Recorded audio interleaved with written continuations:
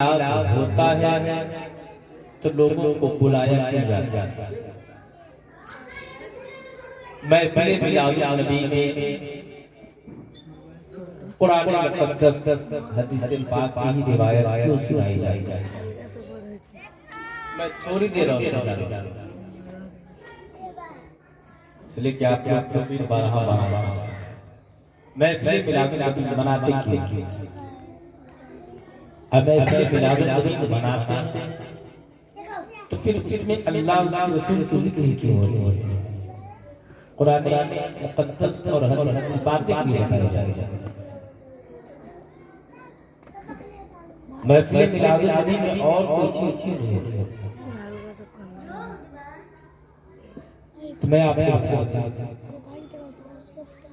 جہاں تک کہ ہم لوگوں نے کتابوں میں پڑھا اور جتنے سارے علماء پڑھا سبھی نے یہی پڑھا کہ خوشی کا موقع ہو یا غم کا موقع ہو یا کسی بھی موقع سے محفل میلاد النبی منانا، اپنے گھروں پر محفل پاک سجانا کسی انبیاء اور کسی نبی کی سنت نہیں، کسی صحابہ یا کسی فرشتوں کی سنت نہیں، کسی اللہ کے ولیوں کی سنت نہیں، بلکہ اپنے دروازے پر محفل میلاد النبی سجانا، محفل میلاد النبی منانا یہ خود خدا کی سنت ہے۔ یہ نہ نبی کی سنت ہے، نہ صحابہ کی سنت ہے، نہ کسی ولی کی سنت ہے، نہ کسی تابعین کی سنت ہے۔ محفل میلاد النبی اپنے گھروں پر سجانا، اپنے دروازے پر بنانا یہ کسی نبی، تابعین، خلفائے راشدین کی سنت نہیں بلکہ خدا کی سنت ہے۔ اللہ تبارک و تعالی نے ارشاد فرمایا اور آپ اپنا جان لیں کہ محفل میلاد النبی میں صرف اللہ اور اس کے رسول کا ذکر کیوں ہوتا ہے؟ تو اللہ نے جب نبی کو دنیا میں بھیجا، جب اللہ نے نبی کو دنیا میں بھیجا تو اللہ تبارک و تعالی اپنے محبوب پر جب تک نبی اس دنیا میں آتے رہے اس وقت تک اللہ تبارک و تعالی اپنے محبوب پر میلاد پڑھتا رہا، اور اللہ تبارک و تعالی تا قیامت تک اپنے محبوب پر میلاد پڑھتا رہے گا۔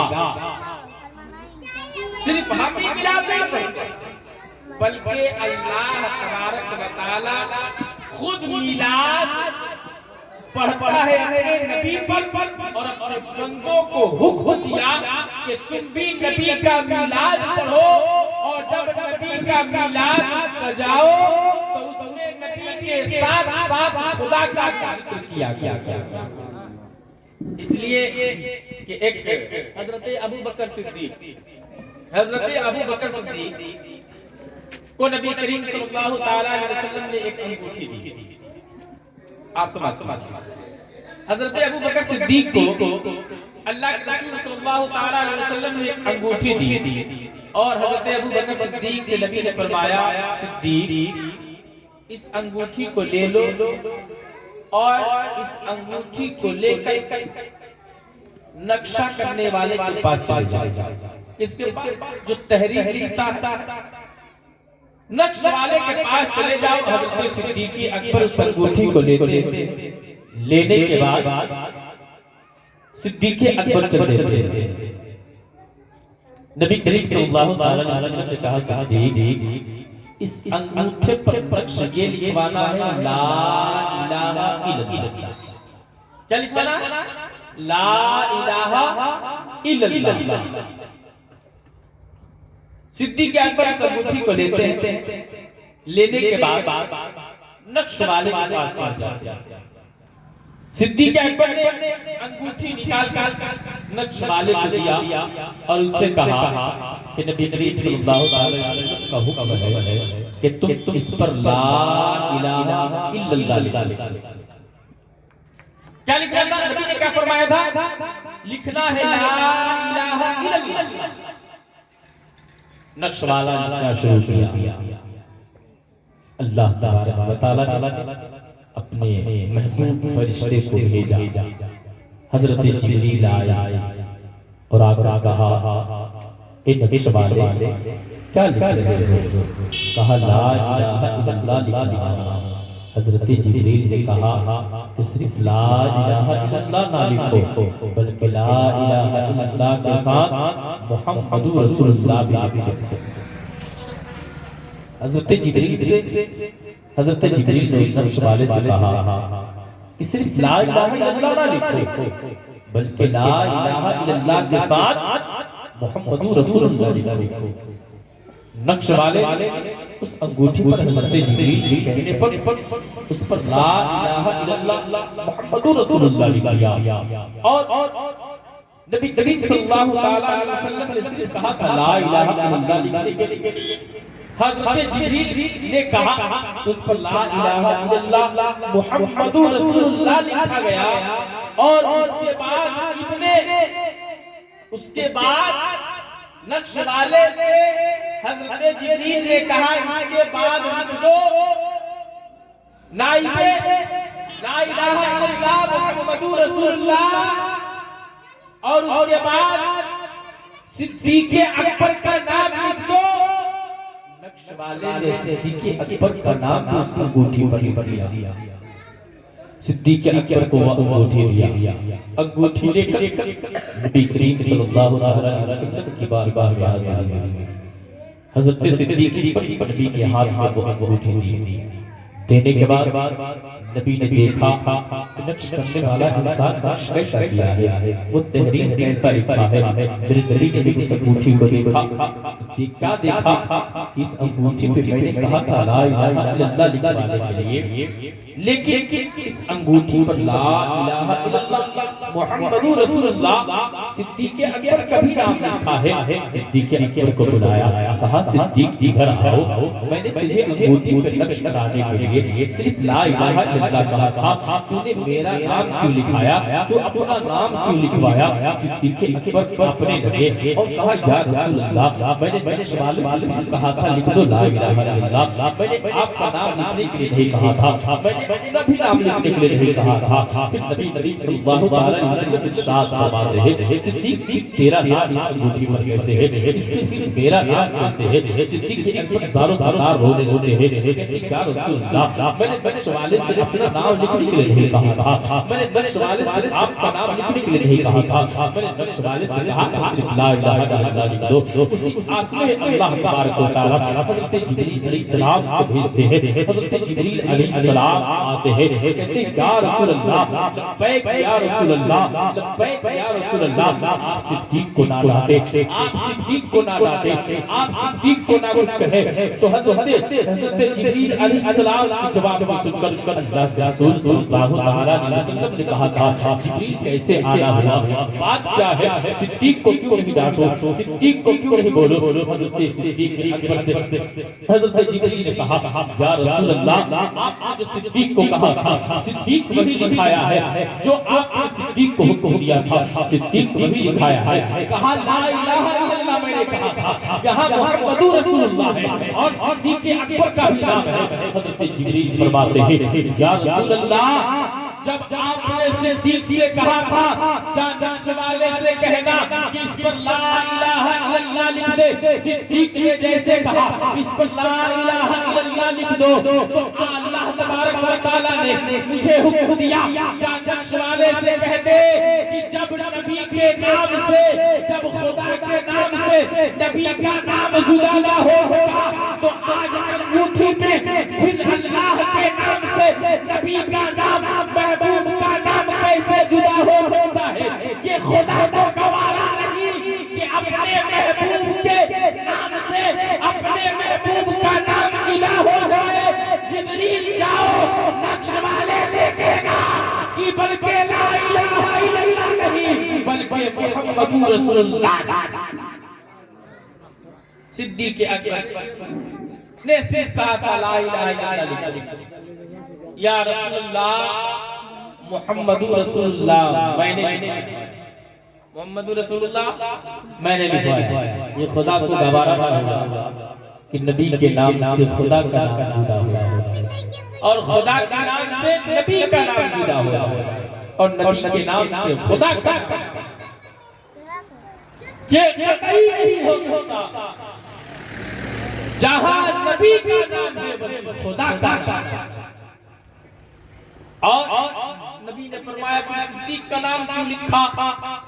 کہا یا رسول اللہ جہاں اللہ اس کے رسول کا نام ہو وہاں صدیق کا نام کیوں نہ ہو؟ وہاں صدیق کے اکبر کا نام کیوں نہ ہو؟ اس لیے کہ یہ صداقت میں ممتاز ہے. میرے ملت کے نوجوان بتانے کی ضرورت یہ ہے کہ محفل میلاد النبی خوشی کا موقع غم کا موقع ہم اس لیے مناتے ہیں کہ اگر خوشی کا موقع ہے تو محفل میلاد النبی کے ذریعے سے میلاد النبی کی برکت سے ہمارے خوشیوں میں برکتیں خوشیوں میں برکتیں ہوں. اللہ تبارک و تعالی اس محفل کے صدقے سے اللہ تعالی ہمارے گھر میں رحمتوں کی نزول عطا فرمائے. اور غم کے موقع سے محفل میلاد النبی کرتے ہیں تاکہ اللہ محفل پاک کے صدقے سے اللہ مرحومہ مرحومین کی مغفرت فرمائے. تو ہم غم میں بھی میلاد پڑھتے ہیں خوشی میں بھی میلاد پڑھتے ہیں اور تمام لوگوں کو بلایا جاتا ہے. کیوں بلایا جاتا ہے؟ آپ آنے کی وجہ کیا ہے؟ تو آنے کی وجہ یہ ہے کہ جب اللہ کے رسول صلی اللہ علیہ وسلم جب کوئی بات صحابہ کو بتانا چاہتے ہیں جب کوئی بات بنی صحابہ کو بتانا چاہتے ہیں تو تمام صحابہ کو اکٹھا کر کے اللہ کے رسول صلی اللہ علیہ وسلم حدیث پاک کی بات تمام صحابہ کو بتایا. صحابہ کو بتایا کہ صحابہ بغور سنتے تھے اور اس پر عمل صحابہ سنتے تھے اور اس پر بغور عمل کرتے تھے. لیکن آج ہمارا حال کیا ہے کہ ہم محفل میلاد النبی میں آتے ہیں سنتے ہیں لیکن سن کر عمل نہیں کرتے. آئیے میں آپ کو بتاؤں کہ اللہ کے رسول صلی اللہ علیہ وسلم مسجد نبوی میں جلوہ کرتے مسجد نبوی میں اللہ کے رسول صلی اللہ علیہ وسلم جلوہ کرتے اور تمام صحابہ کو ایک جگہ اکٹھا بیٹھا کر اللہ کے رسول صلی اللہ علیہ وسلم تمام صحابہ کو حدیث پاک سنا رہے ہیں اور تمام صحابہ کو اللہ کے رسول سمجھا رہے ہیں. اللہ کے رسول صلی اللہ علیہ وسلم صحابہ کو سمجھا رہے تھے. ایک یہودی تھا ایک کافر تھا جو مسجد نبی کے دیوار سے چپک کر نبی کے بیان کو سن رہا تھا. ایک یہودی مسجد نبی کے دیوار سے چپک کر نبی کی باتوں کو لہجے کو سن رہا تھا کہ نبی آگے کیا کہہ رہے ہیں اپنے صحابہ کو کیا سمجھا رہے ہیں. اللہ کے رسول صلی اللہ علیہ وسلم نے اپنے صحابہ کو بہت ساری ایسی باتیں سمجھائی. اس میں سے ایک بات یہودی سنا. وہ کیا بات تھا؟ اللہ کے رسول نے فرمایا صحابہ سے اے صحابہ سنو جب رات کے تنہائی میں جب تم اپنے گھر میں سونا جو پانی پینے کے لیے رکھنا اس پانی کو ڈھک دینا اس پانی کو ڈھک دینا. جب رات کو پیاس لگے جب پیاس کی شدت سمجھ میں آئے جب تم پانی کو پینا تو پہلے پانی کو دیکھنا. اللہ کے رسول نے صحابہ کو کیا بتایا؟ صحابہ جب تم پانی پینا چاہو رات کی تنہائی میں تو جس پانی کو تم پینا چاہو پہلے اس پانی کو دیکھ لینا اور دیکھ کر تم اس پانی کو پینا. اللہ کے رسول. تو یہ یہودی یہ کافر مسجد نبوی کے دیوار سے چپک کر نبی کے بیان کو سن رہا تھا. نبی نے کہا رات کی تنہائی میں پانی کو ڈھک دیا کرو. جو پانی ہو اسے ڈھک دیا کرو. ڈھکنے کے بعد رات کو پیاس کی شدت محسوس آئے تو اس پانی کو جب پینا چاہو تو پہلے اس پانی کو دیکھو، دیکھنے کے بعد اس پانی کو پیو۔ یہودی نے اتنا سنا تھا کہ نبی کریم صلی اللہ تعالیٰ علیہ وسلم اپنے صحابہ کو ایسے ایسے سمجھا رہے ہیں۔ ایک دن کا معاملہ ہے، وہ کافر، وہ یہودی اپنے بستر پہ سوئے ہوا تھا، اس نے نبی کے باتوں پر عمل نہیں کیا، اس نے پانی کو ڈھک کر نہیں رکھا تھا، اس کا پانی کھلا ہوا تھا، ایک چھپکلی اس کے پانی کے اندر گر پڑی تھی، ایک چھپکلی اس کے پانی کے اندر گر پڑی تھی، لیکن اتنا خیال اس کے دل میں تھا، دماغ میں تھا کہ نبی نے فرمایا کہ رات کے حصے میں، رات کی تنہائی میں پانی کو دیکھ کر پیا کرنا۔ میرے نوجوانوں، یہودی نبی کریم صلی اللہ تعالیٰ علیہ وسلم کی باتوں پر عمل کرتا ہے۔ رات کی تنہائی میں جب پیاس کی شدت سمجھ میں آتی ہے، پیاس کی شدت محسوس ہوتی ہے، کافر وہ یہودی پانی اٹھاتا ہے، گلاس کے اندر ڈالتا ہے، ڈالنے کے بعد اس پانی کو باغور دیکھتا ہے، دیکھنے کے بعد اس نے پانی میں جب چھپکلی کو دیکھا ہے، پانی پینا چھوڑ دیا ہے، پانی پینا چھوڑ دیا ہے۔ اب وہ یہودی جو کافر تھا، جو مشرک تھا، جو نبی کے بیان کو سنا کرتا تھا لیکن عمل نہیں کرتا تھا، لیکن اس کے ذہن میں ایک بات آئی کہ نبی نے پانی کو دیکھ کر پینے کا حکم کیوں دیا، آخر نبی نے کیوں کہا کہ پانی کو دیکھ کر پینا۔ میرے ملت کے نوجوانوں، یہودی رات بھر صبح ہونے کا انتظار کرتا رہا، اب صبح ہوگی تو نبی کی بارگاہ میں جاؤں گا، اب صبح ہوگی تو نبی کی بارگاہ میں جاؤں گا۔ میرے ملت کے نوجوانوں، جیسے صبح کی سفیدی نمودار ہوئی، وہ یہودی پھر مسجد نبوی میں پہنچا، پہنچنے کے بعد کیا دیکھا، نبی کریم صلی اللہ تعالیٰ علیہ وسلم نماز پڑھ رہے ہیں، نماز پڑھ رہے ہیں۔ نماز فجر کے بعد تمام صحابہ کے ساتھ مسجد نبوی سے نبی کریم صلی اللہ تعالیٰ علیہ وسلم نکلے ہیں۔ نکلنے کے بعد یہودی جاتا ہے، نبی کے پیروں کو پکڑ لیتا ہے، کہتا ہے یا رسول اللہ، کہا یا رسول اللہ، یا رسول اللہ، آپ مجھے کلمہ شہادت پڑھا دو، مذہب اسلام میں داخل کر دو، مجھے کلمہ شہادت پڑھا دو، مجھے کلمہ شہادت پڑھا کر مذہب اسلام میں داخل فرما لو۔ صحابہ نے کہا تھا یا رسول اللہ، یہی وہ شخص ہے جو آپ کو گالیاں دیا کرتا تھا، یا رسول اللہ یہی وہ شخص ہے جو آپ کو برا بھلا کہا کرتا تھا، یا رسول اللہ یہی وہ شخص ہے جو مسجدوں کے قریب بیٹھ کر ہماری بیانات کو سنا کرتا تھا۔ اللہ کے رسول صلی اللہ تعالی علیہ وسلم نے کہا اے صحابہ، جو گالی دیتا ہے نبی اسے دعائیں دیا کرتا ہے، جو گالیاں دیتا ہے نبی اسے ہدایت کی دعا دیا کرتا ہے۔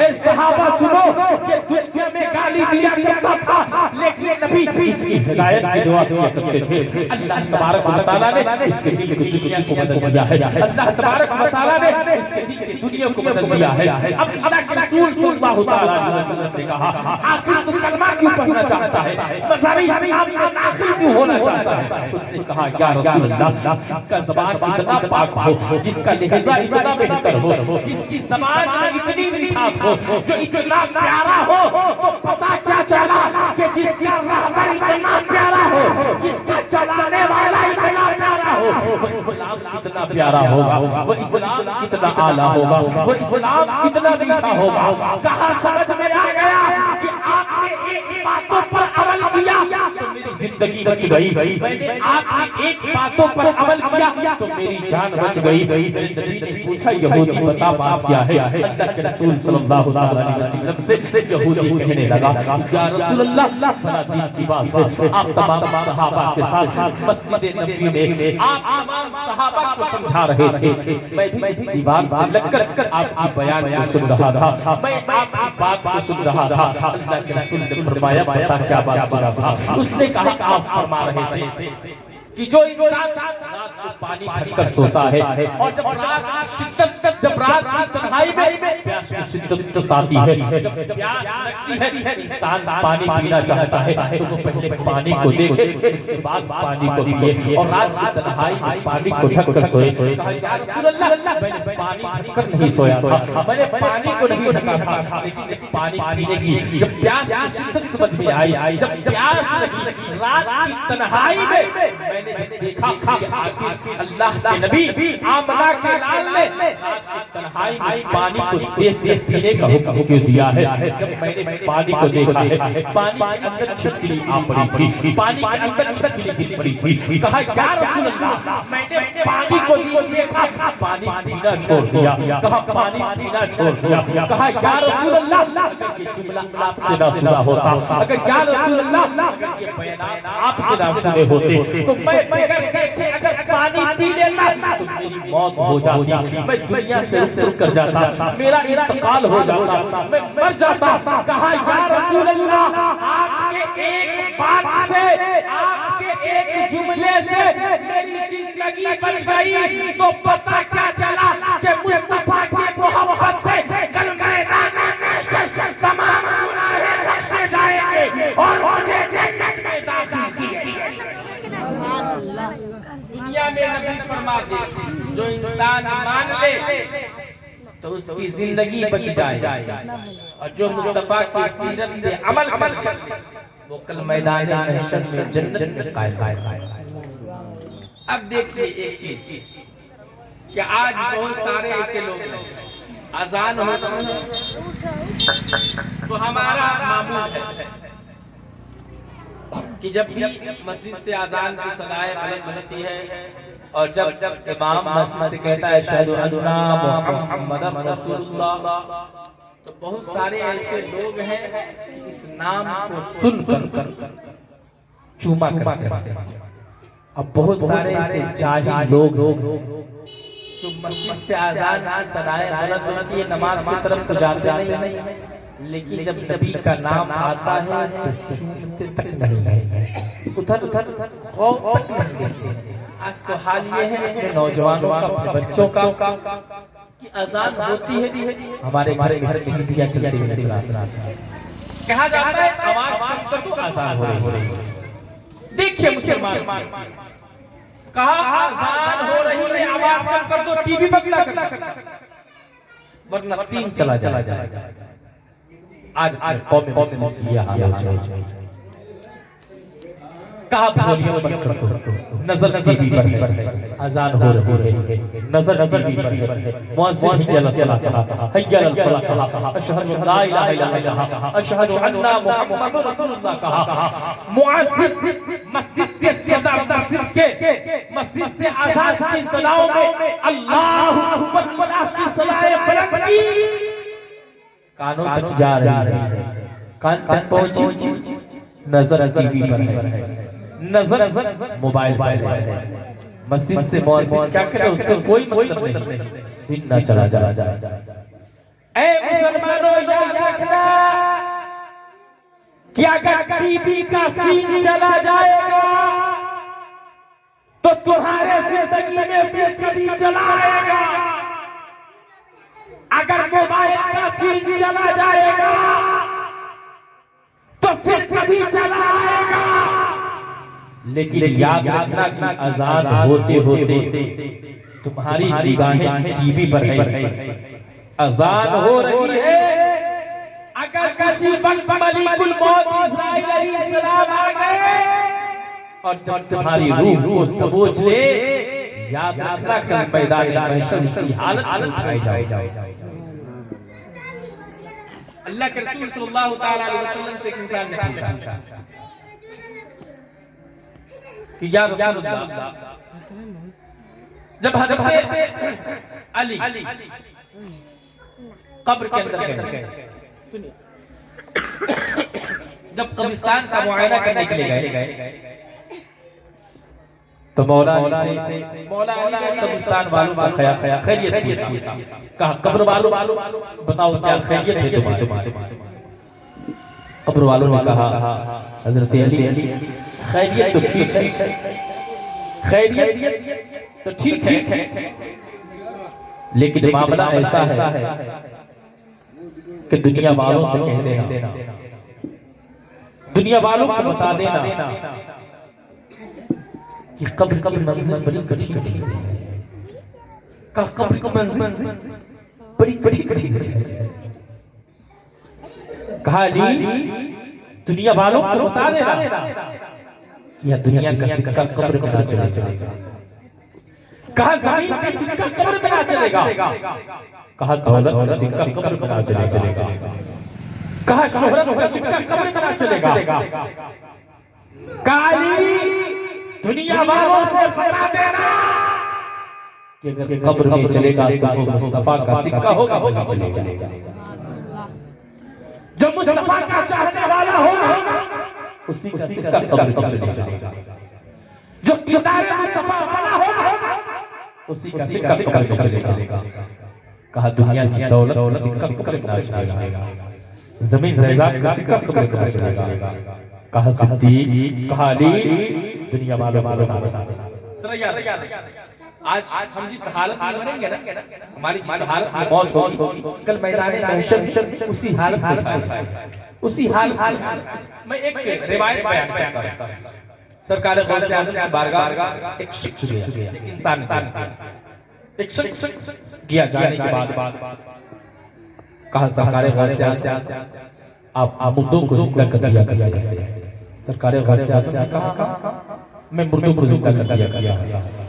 سرکار غوث اعظم سے اس انسان نے کہا کہ آپ زندوں کو مار کر پھر زندہ کر دیا کرتے ہیں، یا اگر بہت پہلے اگر کوئی انسان مر چکا ہے اسے بھی زندہ کر سکتے ہیں۔ سرکار غوث اعظم نے فرمایا کہ ایسا نہیں ہے کہ میں کسی کو ابھی مار دوں اور پھر زندہ کر دوں۔ کہا آج سے اگر 10 سال 20 سال 40 سال 50 سال پہلے اگر انسان مر چکا ہو میں اسے بھی زندہ کر دوں۔ سرکار غوث اعظم نے کہا کہ آپ کیسے زندہ کریں گے؟ سرکار غوث اعظم نے کہا کہ میں زندہ کر دوں گا، لیکن زندہ کروں گا پھر اسے ماروں گا، پھر اسے مرنا ہوگا۔ سرکار غوث اعظم سے انسان نے کہا اچھا ٹھیک میری ایک شرط۔ کہا کیا؟ کہا میرے بھائی کو زندہ کرنا۔ سرکار غوث اعظم نے کہا کہ تیرا بھائی کس حالت میں مرا؟ سرکار غوث اعظم نے فرمایا تیرا بھائی کس حالت میں مرا تھا؟ اس نے کہا میرا بھائی باجا بجانا تھا، وہ باجا بجانے کی حالت۔ سرکار غوث اعظم سے اس انسان نے کہا کہ اگر میرا بھائی اگر زندہ ہوگا تو میں کیسے جانوں گا کہ میرا بھائی؟ سرکار غوث اعظم نے کہا کہ تیرا بھائی جس حالت میں مرا اسی حالت میں اسے زندہ کیا گیا۔ دیکھیں سرکار غوث اعظم پاکستان میں گئے، ایک لاٹھی لیا اور قبر سرکار غوث اعظم نے ایک لاٹھی مارا اور کہا بے اذن اللہ۔ سرکار غوث اعظم نے کہا تم بے اذن اللہ، اللہ کے حکم سے تو زندہ ہو جاؤ۔